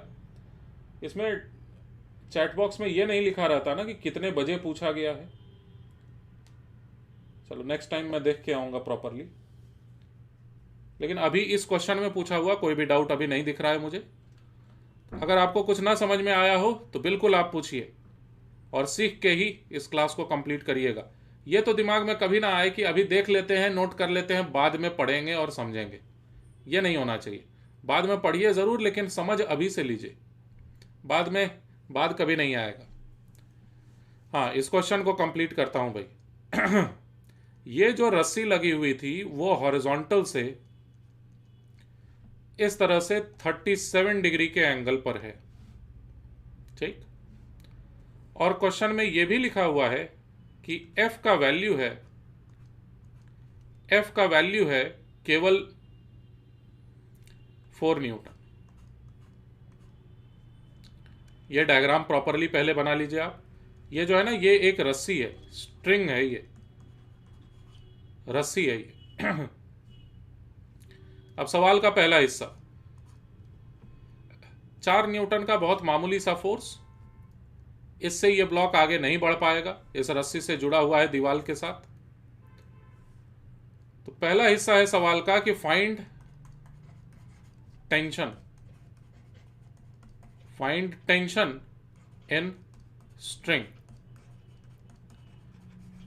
पहला पार्ट अब करें क्वेश्चन का, और मैं दूसरा पार्ट भी दे रहा हूं यहीं पर। फाइंड F का वैल्यू 4 न्यूटन में पहले दे रखा था, लेकिन अब मैं ये पूछ रहा हूं कि F का वैल्यू क्या रहे। Find F such that block leaves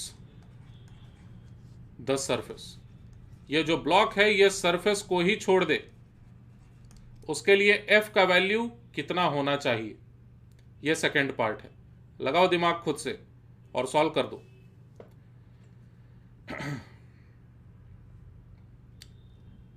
मैं तब तक फ्री बॉडी डायग्राम बना रहा हूं, लेकिन मेरे डायग्राम को आप देखें नहीं, आप अपना करिए अच्छे से सॉल्व।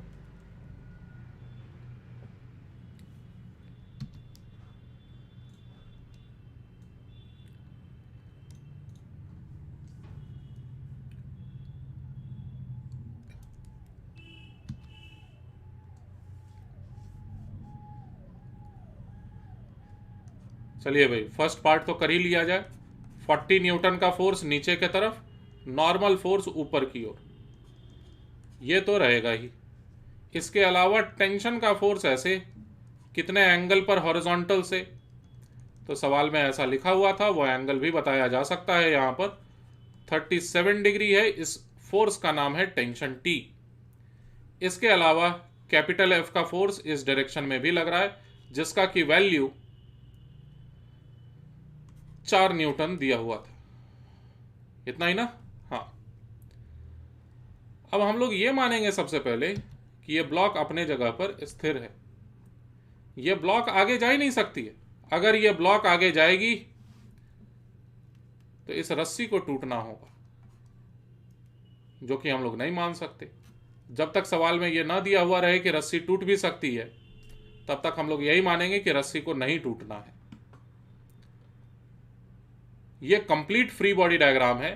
और अब देखो चालाकी, अगर वर्टिकल डायरेक्शन में कोई भी इक्वेशन बनाओगे, नॉर्मल फोर्स आ जाएगा इक्वेशन में। अगर हॉरिजॉन्टल में कोई भी इक्वेशन बनाओगे, नॉर्मल फोर्स नहीं आएगा, टेंशन आएगा इक्वेशन में। इसीलिए टेंशन का वैल्यू मिल जाएगा। तो मैं हॉरिजॉन्टल डायरेक्शन में न्यूटन्स लॉ लगाने जा रहा हूं। हॉरिजॉन्टल डायरेक्शन में न्यूटन्स लॉ लगाने जा रहा हूं। मुझसे पहले आपके पास आंसर लिखा हुआ रहे प्रॉपरली। इक्वेशन बना 4 Newton minus T cos 37 degree, दिखना चाहिए था आपको। ये टी ऐसे है, टी कॉस 37 डिग्रीज, और टी का वर्टिकल कंपोनेंट यहां पर टी साइन 37 डिग्री, समझ जाना। तो टी कॉस 37 डिग्री का इस्तेमाल करके मैं कह सकता हूं ये ब्लॉक तो दूर जा ही नहीं रहा है दीवार से, यही मान के चल रहे हैं हम लोग। तो टी इंटू 4/5, 4 कैंसिल हुआ, टी का वैल्यू आया 5 न्यूटन, केवल 5 न्यूटन का टेंशन है। अब सेकंड पार्ट ये है कि आखिर एफ का वैल्यू क्या रखा जाए ताकि ये ब्लॉक ऊपर उठ जाए। ऊपर उठ सकता है ये ब्लॉक, चलो मैं दिखाने की कोशिश करता हूं कैसे ये ब्लॉक ऊपर उठ रहा होगा। 4 kg का ब्लॉक था, याद रखना। ये जो ब्लॉक है ये इस तरह से ऊपर उठेगा भाई, यहां पर पहुंच चुका होगा, और कुछ इस तरह से कि रस्सी से ये अभी भी जुड़ा हुआ है उसी पॉइंट से, ऐसे इस फोर्स के लगने के वजह से ये ब्लॉक हवा में आ गया। ठीक, अब यही मेरा सवाल है कि आखिर कितना फोर्स लगाने का जरूरत है ताकि ये ब्लॉक सरफेस को छोड़ दे। एक बार जरा आंसर तक पहुंचो और आंसर को चैट बॉक्स में लिखो। इस बार एफ का वैल्यू आपको लिखना है, केवल कितना होगा, जो भी आपने एफ का वैल्यू निकाला उसको लिखना है आपको ऐसे, और अपना जो भी एक्चुअल नाम है वो भी जरा लिखिएगा।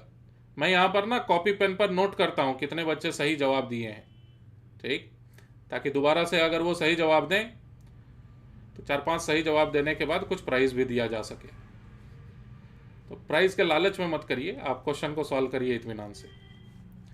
एफ का वैल्यू क्या होना चाहिए जरा कैलकुलेट करिए, मैं समय दे रहा हूं आपको, ताकि ब्लॉक सरफेस को छोड़ दे, और उसके बाद आंसर को लिखिए।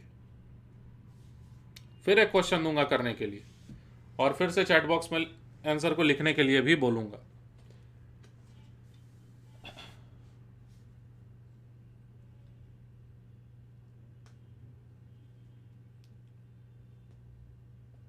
चलिए भाई, कई लोगों ने सॉल्व किया, कई लोगों ने सॉल्व किया, 3 से ज्यादा लोगों ने कर लिया है सॉल्व। आई होप आप समझ के कर रहे होंगे।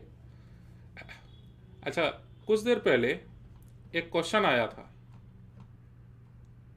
ये वाला क्वेश्चन, ये वाला क्वेश्चन। इसमें मैं ये पूछा था ना कि कितने फोर्स को लगाने की जरूरत है ताकि ये ब्लॉक ऊपर उठ जाए। तो कोई ये डायरेक्ट भी सोच सकता है कि भाई 2F और 2F को कुल मिला के 200 न्यूटन के बराबर कर देंगे तो ये ब्लॉक ऊपर उठ जाएगा।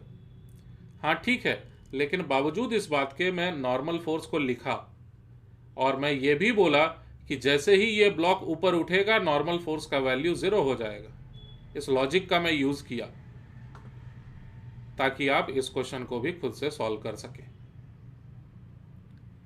ठीक है, इस क्वेश्चन को खुद से सॉल्व करने के लिए मैं हिंट दे रहा हूं आपको। नॉर्मल फोर्स को सेट करो 0 के बराबर और देखो क्या होता है। तो चलिए मैं सॉल्व करना शुरू करता हूं। अब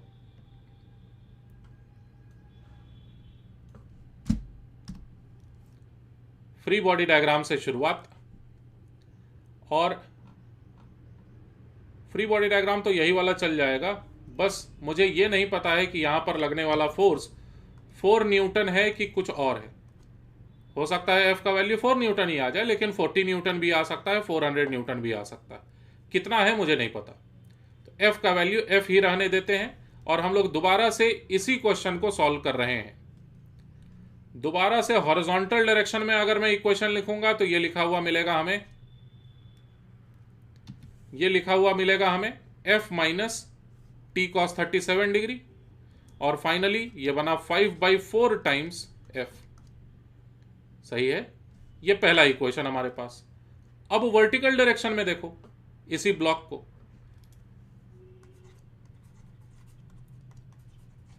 वर्टिकल डायरेक्शन में देख रहा हूं मैं। अगर आंसर सही होगा तो देखते हैं किसका किसका सही हुआ, कम से कम 3 लोगों का जरूर। तो वर्टिकल डायरेक्शन में अगर देखा जाएगा तो क्या इक्वेशन बनेगा, ये रहा पहला फोर्स नॉर्मल फोर्स, ये रहा दूसरा फोर्स 40 न्यूटन का फोर्स, और तीसरा फोर्स टेंशन का एक कंपोनेंट। तो ध्यान से, नॉर्मल फोर्स प्लस टेंशन का component T sine 37 degrees minus फिर 40 न्यूटन था ना, हाँ, माइनस 40 न्यूटन इक्वल्स टू माना जाएगा कि 0 के बराबर है। अभी ये ठहरा हुआ है जमीन पर अभी फिलहाल। अब क्या करो, इस टी को यहां पर सब्स्टिट्यूट कर दो, तो बनेगा क्या हमारे पास 3/5, 5 कैंसिल हुआ, 3/4 F N plus 3/4 F minus 40 newton बराबर होना चाहिए 0 के। ये मान रहे हैं कि ऊपर की तरफ एक्सेलरेशन नहीं है। अब सुनो एकदम ध्यान से मेरी बात को, मैं कैसे इस क्वेश्चन को सॉल्व कर रहा हूं, एकदम ध्यान से सुनिए। ये जो डायग्राम मैं बनाया हूं, इसमें तुम मन में सोचो क्या हो रहा होगा जब ये जस्ट सरफेस को छोड़ के उठने वाला है, just likely to leave the surface. ये ब्लॉक जस्ट अपने सरफेस को छोड़ करके उठने वाला है, जस्ट अभी। इसका मतलब यह हुआ कि नॉर्मल फोर्स हो गया है 0 के बराबर, और अभी तक इसके पास कोई एक्सेलरेशन ऊपर की तरफ है नहीं, एक्सेलरेशन है 0, अभी जस्ट ये सरफेस को छोड़ा ही है, और जितना जरूरत है फोर्स का उतना ही लगा रहे हैं, उससे ज्यादा नहीं लगा रहे। ये जो ब्लॉक है अभी बहुत तेजी से ऊपर जाने लगा, ऐसा नहीं है, अभी जस्ट सरफेस को छोड़ा ही था कि मैं नोट कर लिया कितना फोर्स लगाना पड़ा हमें। ठीक, तो ब्लॉक का एक्सेलरेशन अभी भी माना जाएगा 0, ये जस्ट छोड़ने वाला है सरफेस को, और जैसे ही सरफेस को छोड़ने वाला रहेगा नॉर्मल फोर्स हो जाना चाहिए 0। तो हम लोग क्वेश्चन को सॉल्व करने के लिए क्या करेंगे, इस नॉर्मल फोर्स को सेट करने वाले हैं 0। जिस एफ का वैल्यू मिलेगा हमें वही हमारा आंसर है। एफ का वैल्यू आया 160 डिवाइडेड बाई 3 न्यूटन। तो इस तरह से अजीबोगरीब कुछ भी क्वेश्चन बना दिया जाए हम लोग सॉल्व कर सकते हैं, ठीक है ना। यहां पर इस गलती में मत रहना कि नॉर्मल फोर्स 40 न्यूटन के बराबर रहता है, नहीं, ऐसा नहीं है। मैं ऐसा कभी नहीं बोला हूं कि नॉर्मल फोर्स उतना ही रहता है जितना एमजी का फोर्स लगता है। मैं तो ये करके दिखाया हूं लिफ्ट में ऐसा कि नॉर्मल फोर्स एमजी से ज्यादा भी हो सकता है, कम भी हो सकता है। यहां पर भी वही हालत है, नॉर्मल फोर्स 40 न्यूटन के बराबर तो नहीं है। ठीक, तो फाइनल आंसर हमारा 160 डिवाइडेड बाई 3 न्यूटन में ये 53.33 न्यूटन लिखा हुआ है लगभग। देखते हैं कितने बच्चे सही कर पाए। ओहो, बहुत सारे बच्चे सही कर लिए। सबसे पहले जिन्होंने नाम के साथ सही किया है सृष्टि सिंह ने, उसके बाद प्रतीक्षा उपाध्याय ने, शिवांगी शर्मा ने, अभिजीत कुमार ने, विकास कुमार पांडे ने, सुशील मिश्रा ने, और भी कई बच्चे सॉल्व किए होंगे, इतना भी कठिन क्वेश्चन नहीं था। चलो थोड़ा सा और, इस बार मुझे लगता है 2 या 3 बच्चे मैक्सिमम सॉल्व कर पाएंगे। मैं जानबूझ के ऐसा क्वेश्चन दे रहा हूं, ठीक। और इस बात को भी समझते रहो कि इसमें कोई कैलकुलेशन का मिस्टेक नहीं है, मतलब कैलकुलेशन का कोई डिफिकल्टी नहीं है इसमें, ठीक है। तो मन में ये बात ना आए कि ये बहुत डिफिकल्ट है, ये सब कुछ एग्जाम में नहीं पूछा जाता, ये आपकी गलत फहमी है। ऐसा हर तरह के एग्जाम में सवाल पूछा जाता है, और जितना एग्जाम में पूछा जाता है उससे कहीं ज्यादा पहले से तैयार करना पड़ता है हमें, ठीक। तो हम लोगों का फोकस रहे अभी फिजिक्स को सीखने पर। सवाल दे रहा हूं, देखो, ये छत से लगा हुआ ये एक क्लैंप से जुड़ा हुआ ये पुली, एक ही पुली है, चलो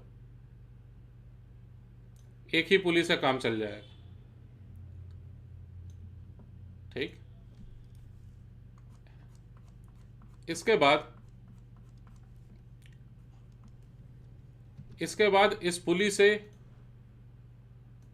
इस पुली के ऊपर से होके गुजरता हुआ ये रस्सी, रस्सी का दोनों एंड पॉइंट बराबर लेवल में है एकदम, मतलब दोनों साइड बराबर बराबर रस्सियां हैं, और दोनों ही रस्सियों से जुड़ा हुआ है इस तरह से एक एक ब्लॉक। देखने में तो अभी तक आसान लग रहा है सवाल, लेकिन मुझे लगता है कि कम ही बच्चे कर पाएंगे इसे। फिर क्या है, देखो जमीन है यहां पर, और इस जमीन से जो ऊंचाई है, ये ऊंचाई दोनों ब्लॉक्स की दी हुई है। ठीक, ये जमीन से ऊंचाई दोनों ही ब्लॉक्स के लिए दी हुई है। कितनी है ऊंचाई, तो पहले मास ले लो। मास है इसका 3 kg का, जबकि इसका मास है 2 kg का। ठीक है ना। ये जो ऊंचाई है ये दी हुई है, मानते हैं 4 मीटर, 4 मीटर के बराबर की ऊंचाई है ये शुरुआत में। ठीक है, दोनों ब्लॉक्स की शुरुआती ऊंचाई जमीन से गिने जाने पर 4 मीटर की है। अब इसके बाद क्या होगा समय बीतने के साथ? समय बीतने के साथ कौन सा ब्लॉक नीचे आएगा सोच सकते हैं आप, कौन सा ब्लॉक ऊपर जाएगा जानते हैं आप, एक्सेलरेशन भी जरूरत पड़ने पर निकाल सकते हैं आप। अब सवाल सिर्फ एक स्टेटमेंट में लिखा हुआ, find maximum height, find maximum height achieved by, find maximum height achieved by 2 kg block. और मैं आराम कर रहा हूं, आप जरा क्वेश्चन को सॉल्व करिए, देखते हैं किसका सबसे पहले सही होता है और कौन वो शुरुआती 3 बच्चे हैं जो कि सॉल्व कर पाते हैं। इसको चैलेंज की तरह लो और सॉल्व करो प्रॉपरली। अच्छा, ये मान के चलिएगा कि ये बहुत ऊंचा है, ये लॉन्ग है, मतलब ऐसा नहीं है कि 2 kg वाला ब्लॉक ऊपर जाते जाते पुली को छू देगा। ये बहुत लंबा है, पुली बहुत ऊंचा है। ठीक, पुली से टकराव नहीं होगा, फ्रिक्शन कहीं भी नहीं है, पुली मासलेस है, ये सब बातों को मानेंगे हम लोग, स्ट्रिंग भी मासलेस है। सॉल्व करना शुरू कर दो। आंसर जैसे ही आए, आंसर सहित SI यूनिट भी जरूर लिखोगे, आंसर सहित अपना नाम भी जरूर लिखें।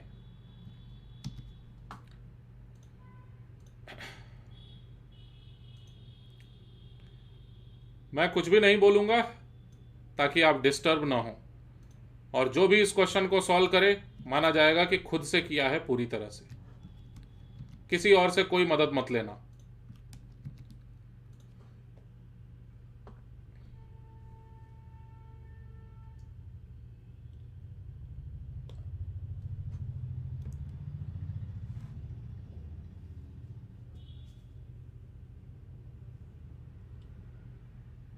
चलिए भाई, कई लोगों ने सॉल्व किया इस क्वेश्चन को, कई लोगों ने जवाब दिया है। चलो मैं बता दे रहा हूं, 8 मीटर कई लोगों ने जवाब दिया है, यह पूरी तरह से गलत है। 8 मीटर गलत आंसर है। हाइट को नापा जाएगा जमीन से ही हमेशा। Height is always measured from ground surface. Ground surface से नापे जाने पर 8 मीटर सही जवाब नहीं है। अब देखते हैं कौन सबसे पहले सही आंसर तक पहुंचता है।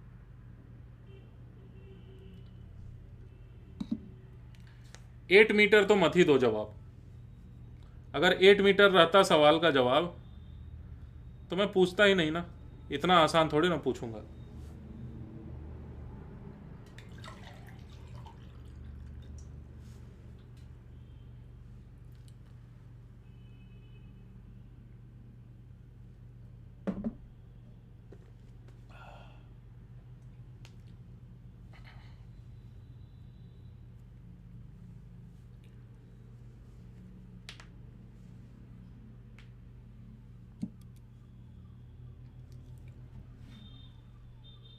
इसका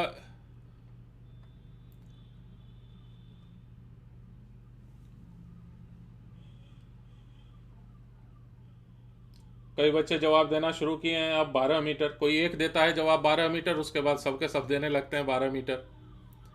ऐसा मत करिए भाई, कुछ तो अपना सोचिए।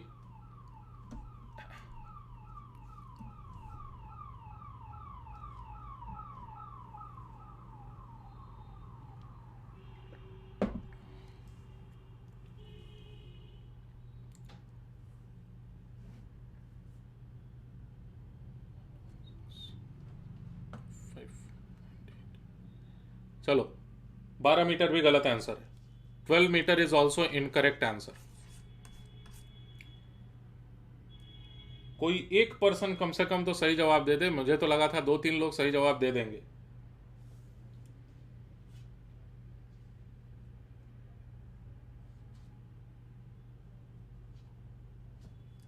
बारह मीटर गलत आंसर है। स्क्रीन को छोड़ो, नोटबुक को देखो,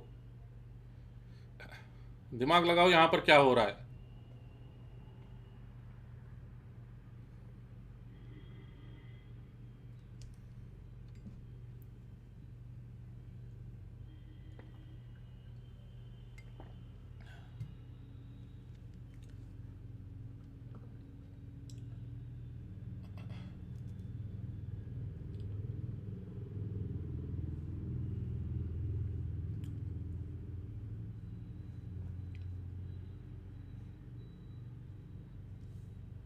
ग्राउंड से मेजर करना है और 2 kg मैक्सिमम कितना ऊंचा जाएगा, यह सवाल है।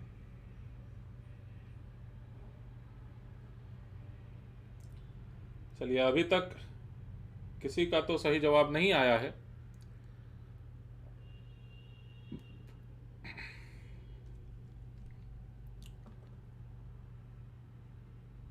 चलिए, मैं भी सॉल्व करता हूं। अब मैं टाइम अप का अनाउंसमेंट करने वाला हूं, उसके बाद मैं सॉल्व करूंगा। 10 तक गिनूंगा। 10 सेकेंड और दे रहा हूं। 1, 2, 3, 4, 5, 6, 7, 8, 9, 10। चलो, अब क्या किया जाए? हिंट दिया जाए पहले या फिर पूरा सॉल्व कर दूं? बस जरा सा रुको, मैं मन में सॉल्व कर लेता हूं। हाँ, किसी का सही नहीं है अभी तक। किसी ने जवाब दिया है 20/3। 20/3 भी जवाब सही नहीं है। कई लोगों ने 12 मीटर दिया है जवाब, वो भी गलत है। 10 मीटर का जवाब दिया है कई लोगों ने, वो भी गलत है। ग्राउंड से मेजर करना है हाइट को, 4.5 मीटर गलत है। 5.4 मीटर गलत है। ठीक, मेरा थोड़ा सा हिंट ले लो। अगर 1-2 बच्चे सॉल्व कर दिए होते तो मैं सॉल्व कर देता, लेकिन चूंकि अभी तक किसी ने नहीं सॉल्व किया है, मैं थोड़ा सा हिंट दे रहा हूं इस क्वेश्चन को सॉल्व करने के लिए। देखिए क्या होगा, सुन लो जरा। नोटबुक पेन को 2 मिनट के लिए रोक लो और उसके बाद जो मैं बोल रहा हूं उस पर ध्यान दो। इसमें कोई डाउट नहीं कि 3 kg वाला ब्लॉक नीचे जाएगा, इसमें कोई डाउट नहीं है, ये नीचे जाएगा। ये लगातार कितना नीचे जाएगा? 4 मीटर नीचे जाएगा। उसके बाद तो ग्राउंड आ गया, उससे नीचे तो नहीं जाएगा ना ये। तो ठीक वैसे ही 3 kg वाला ब्लॉक 4 मीटर नीचे जाएगा और जमीन से जाके टकरा जाएगा और रुक जाएगा। सुनाई दिया? टकराने के बाद रुक जाएगा, टकराने के बाद। अब सुनो, उसी समय में ये 2 kg का ब्लॉक ऊपर जाएगा। कितना ऊपर जाएगा? 4 मीटर ऊपर जाएगा, क्योंकि 3 kg ब्लॉक नीचे गया 4 मीटर, तो 2 kg वाले ब्लॉक को ऊपर जाना ही पड़ेगा 4 मीटर। लेकिन ये किसी चीज से टकराया नहीं, तो रुकेगा क्यों? अब अगर समझ गए तो बहुत अच्छी बात। अब तो मुझे लगता है कि 5-6 बच्चे कर लेंगे। चलिए सॉल्व करिए।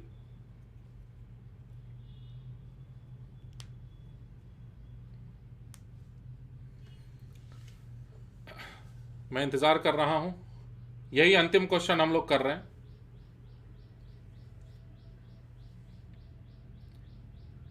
और शायद पिछला असाइनमेंट आपको नहीं मिल पाया था, रेस्ट एंड मोशन का ही अंतिम असाइनमेंट, उसको भी दूंगा आज ही, कोशिश करूंगा आज ही देने का। और लॉज ऑफ मोशन पर भी अभी तक कोई असाइनमेंट आपको नहीं मिल पाया था।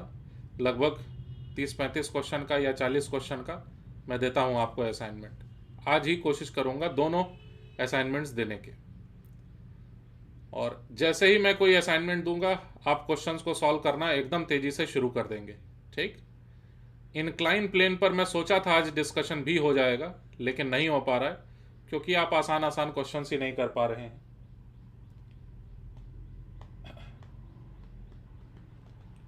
चलिए, कुछ लोग समझ गए। कि क्या होगा। कई बच्चों को कंफ्यूजन होगा, जी का वैल्यू क्या लेना है। जी का value 10 metre per second square ही मान के सॉल्व करिए आप। लेकिन अभी भी मुझे लग रहा है कि किसी का सही आंसर आया नहीं है।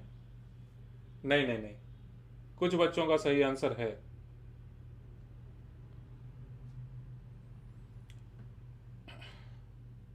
.16 मल्टीप्लाइड बाई 5, यही आ रहा होगा ना? नहीं भाई, मुझे लग रहा है अभी तक किसी का सही नहीं है। चलो अब मुझसे ही सॉल्व करवाओगे लगता है। मैं सॉल्व करता हूं अब फाइनली इस क्वेश्चन को। देखो ध्यान से, ये लगातार 4 मीटर नीचे गया होगा। मुझे भी रुकने का मन कर रहा है, लेकिन अब आंसर तक पहुंचते हैं, देखते हैं किसका किसका सही हुआ। मैं श्योर नहीं हूं अपने आंसर के लिए, तो इसीलिए मैं भी सॉल्व कर रहा हूं। तो इसमें कोई डाउट नहीं कि ये 4 मीटर लगातार नीचे तो जाएगा, 4 मीटर 2 kg वाला ब्लॉक ऊपर भी लगातार जाएगा। और इस दौरान फ्री फॉल रहेगा क्या दोनों ही ऑब्जेक्ट्स का? क्या ये दोनों ही ऑब्जेक्ट्स फ्री फॉल करते हुए 4 मीटर ऊपर नीचे गए हैं? नहीं, रस्सी से जुड़े हुए होने के वजह से फ्री फॉल तो नहीं है। एक्सेलरेशन जी का तो नहीं होगा। कितना होगा आखिर एक्सेलरेशन दोनों का? दोनों का अलग अलग फ्री बॉडी डायग्राम बनाइए, कांस्टेंट रिलेशन लिखिए, फ्री बॉडी डायग्राम से न्यूटन सेकंड लॉ अप्लाई करिए और सीखिए खुद से कि ये 3 kg ऑब्जेक्ट का एक्सेलरेशन 2 मीटर पर सेकंड स्क्वायर नीचे, और दूसरे ऑब्जेक्ट 2 kg वाले ब्लॉक का एक्सेलरेशन 2 मीटर पर सेकंड स्क्वायर ऊपर की ओर होगा। मानते हो? अब ये 3 kg का ब्लॉक, ध्यान से सुनो, नोटबुक पेन छोड़ दो, जो मैं बोल रहा हूं उस पर फोकस करो, आसान नहीं है समझना। ये जो 3 kg का ब्लॉक है, ये लगातार 2 मीटर पर सेकेंड स्क्वायर के एक्सेलरेशन से खुशी खुशी नीचे जा रहा था, लेकिन जमीन से जा टकराया। जमीन से टकराने के जस्ट पहले कितनी स्पीड अचीव कर चुका होगा? मान लेते हैं v के स्पीड से वो जाके जमीन से टकराया। तो rest and motion chapter, v square minus 0 का स्क्वायर, यहीं से चलना शुरू किया था, equals to 2 into acceleration 2 metre per second square multiplied by 4 metre. पता नहीं ये क्या कर रहा हूं मैं। तो v स्क्वायर का वैल्यू बना कितना? 4 इंटू 4, हाँ तो आ तो रहा है, 4 मीटर पर सेकेंड आया v का वैल्यू। तो ये 4 मीटर पर सेकेंड से नीचे की ओर जा रहा था टकराते समय, और ठीक टकराव के समय ये जो ब्लॉक है ऊपर वाला, ये 4 मीटर पर सेकेंड से ऊपर की ओर जा रहा था, 2 kg वाला ब्लॉक।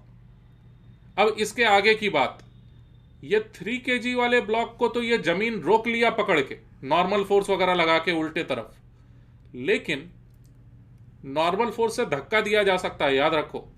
लेकिन जैसे ही ये रस्सी इस 2 kg के ब्लॉक को रोकने की कोशिश करेगी, ये रस्सी ढीली हो चुकी होगी, ये रस्सी ढीली हो जाएगी, और ये ब्लॉक 4 मीटर पर सेकेंड से जो जा रहा था, ये थोड़ा सा और ऊपर जाएगा। मैं यहां पर दिखाने की कोशिश करता हूं, ये दो ऑब्जेक्ट्स हैं, ऐसे दो ऑब्जेक्ट्स हैं। अगर ये दोनों ऑब्जेक्ट्स एक साथ चलना अगर शुरू करते हैं, तो ये 3 kg वाला ऑब्जेक्ट नीचे गया, 2 kg वाला ऑब्जेक्ट ऊपर गया, ये टकरा गया जमीन से, लेकिन ये किसी चीज से टकराया नहीं, इसी वजह से ये थोड़ा सा और ऊपर जाके नीचे आएगा। समझ पाए मेरी बात? फिर से, अरे कैलकुलेशन तुम कर लोगे, लेकिन फिजिक्स तो समझ लो यहां पर क्या है।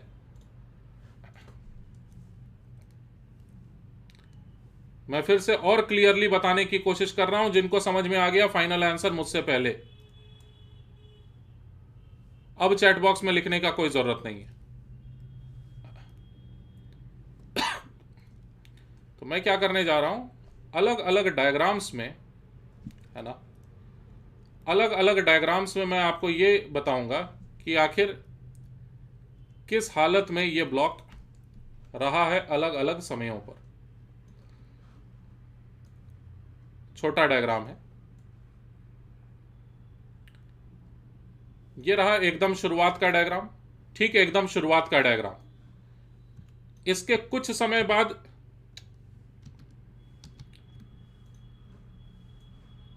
इसके ठीक कुछ समय बाद कैसा डायग्राम रहेगा देखो। इसके ठीक कुछ समय बाद क्या होगा ना, ये जो 3 kg का ब्लॉक है ये पूरी तरह से नीचे जा चुका है और ये जमीन से टकरा चुका, ऐसे ये पूरी तरह से नीचे चला गया। और उसी दौरान ये जो 2 kg का ब्लॉक है, ये 2 kg का ब्लॉक 4 मीटर ऊपर गया और रस्सी इस हालत में, ये 4 मीटर ब्लॉक ऊपर गया, ये 4 मीटर ब्लॉक नीचे गया और इस जगह पर पहुंचते पहुंचते 3 kg वाला ब्लॉक नीचे की ओर जा रहा है 4 मीटर पर सेकंड से, और 2 kg वाला ब्लॉक वो भी ऊपर जा रहा है उतने ही वेलोसिटी 4 मीटर पर सेकंड से। और अब मैं ये बता रहा हूं आपको कि इसके भी बाद क्या होगा नए डायग्राम में। इसके बाद क्या होगा, ये तो अपनी वेलोसिटी को 0 कर लेगा, क्यों, जमीन से टकराया है, ठीक। लेकिन ये जो ब्लॉक है, ये ब्लॉक गलती से ऊपर और चला जाएगा क्योंकि इसको कोई रोक नहीं पाएगा। तुम बोलोगे सर रस्सी रोक लेगी, नहीं, बिल्कुल नहीं, रस्सी ढीली हो जाएगी ऐसे। और जब ये यहां पर पहुंचा हुआ था उसके बाद से जब ये ऊपर जाएगा तो रस्सी में टेंशन 0, तो ये फ्री फॉल में है, free fall, this is it's free fall. रस्सी की तरफ से फोर्स लगना बंद हो चुका है इस दौरान, ये थोड़ा सा एक्स्ट्रा ऊपर चला जाएगा। और यही एक्स्ट्रा ऊपर कितना जाएगा ये पता कर लो तुम। कैसे पता करोगे, चलो मान लेता हूं इस एक्स्ट्रा डिस्प्लेसमेंट को डेल्टा एक्स। तो 4 मीटर पर सेकंड से ऊपर फेंकाया है, ये प्रोजेक्टाइल मोशन ऊपर की तरफ फेंका गया। वो तो मनाओ थीटा एंगल पर नहीं फेंकाया है, वो भी फेंका सकता था। तो डेल्टा एक्स, हाँ नहीं, कैसे करें, हाँ, 0 का square minus 4 metre per second का whole square equals to 2 into acceleration 10 metre per second square, वो भी नेगेटिव में, ऊपर की तरफ पॉजिटिव माना हूं, into delta x. Delta x का वैल्यू 16/20 है ना, 0.8, कोई गलती, अच्छे से करता हूं, 16/20, हाँ तो 0.8 ही तो है, 0.8 मीटर। और पहले ही वो कितना ऊपर जा चुका था, ये ऊंचाई कितनी थी पहले से ही जमीन से गिने जाने पर, तो जमीन से तो पहले ही 4 मीटर ऊपर था और 4 मीटर और गया और उसके बाद 0.8 मीटर डेल्टा एक्स और ऊपर गया। तो कुल मिला के फाइनल आंसर आया, फाइनल आंसर इज 8.8 मीटर। क्या किसी ने निकाला था? मुझे नहीं लगता किसी ने नहीं किया। कई बच्चों ने 9.8 बताया है। क्या मैं कोई गलती किया हूं कैलकुलेशंस में? जिनको समझ में आ रहा है वो जरा कैलकुलेशन वेरीफाई कर लीजिए तुरंत से। 4 मीटर पर सेकेंड से 0 होने में 2 की वेलोसिटी एवरेज मान सकते हैं, और 0.2 की वेलोसिटी एवरेज मान सकते हैं। 0.4 सेकेंड में 0.4 इंटू 2 यानी 0.8, और 8 मीटर पर तो पहले ही था। एकदम सही लग रहा है, 8.8 metre is the correct answer. इस तरह के क्वेश्चंस को करना सीखो और इस क्वेश्चन को रटो मत। मैं ये बोल रहा हूं कि कठिन क्वेश्चंस को सॉल्व करते करते इस बात को सीखो कि ऐसे क्वेश्चंस को कैसे किया जाता है जिसका कोई रास्ता ना समझ में आ रहा हो कि कैसे सॉल्व करें। मैं ये कह रहा हूं कि अगर 1 घंटे में आपने 30 क्वेश्चन सॉल्व किया और उसके अगले घंटे में आपने केवल 2 क्वेश्चन सॉल्व किया, तो आप दरअसल अगले वाले घंटे में ही तो पढ़ाई किए हैं, क्योंकि इसी वक्त आप उस क्वेश्चन को कर रहे थे जो आप पहले से नहीं जानते हैं। ठीक, तो इसी तरह के क्वेश्चंस को और ज्यादा करने की जरूरत है। जैसे ही कोई क्वेश्चन समझ में आए जो नहीं सॉल्व हो पा रहा हो, उसके पीछे पूरे जी जान से लग जाओ। और इस बात को याद रखो, चाहे जेई मेंस हो, चाहे एडवांस्ड हो, चाहे नीट का एग्जाम हो, चाहे एम्स का एग्जाम हो, वो फिजिक्स पूछते हैं। मतलब वो ये चाहते हैं कि बच्चा खुद से सोच सके कि ये थोड़ा सा और ऊपर जंप करके नीचे आएगा। ठीक, कोई भी एग्जामिनेशन ये एक्सपेक्ट करती है कि बच्चे इतना ज्यादा सोच सकें एग्जामिनेशन हॉल में। वहां कैसे सोचोगे जब यहां पर सोचने का प्रैक्टिस रहेगा। ठीक, तो असाइनमेंट के क्वेश्चंस आज आपको भरपूर मिलेंगे सॉल्व करने के लिए, मैं कोशिश करूंगा। मतलब आप उसके क्वेश्चंस को सॉल्व करिएगा। हम लोग और ज़्यादा क्वेश्चंस को सॉल्व करने की कोशिश करेंगे नेक्स्ट क्लास में, और इंक्लाइन प्लेन पर से ही डिस्कशन की शुरुआत रहेगी, और उसके तुरंत बाद अगले ही क्लास में हम लोग स्प्रिंग फोर्सेस के बारे में भी डिस्कशन करेंगे। ठीक, मिलते हैं नेक्स्ट वीडियो लेक्चर में।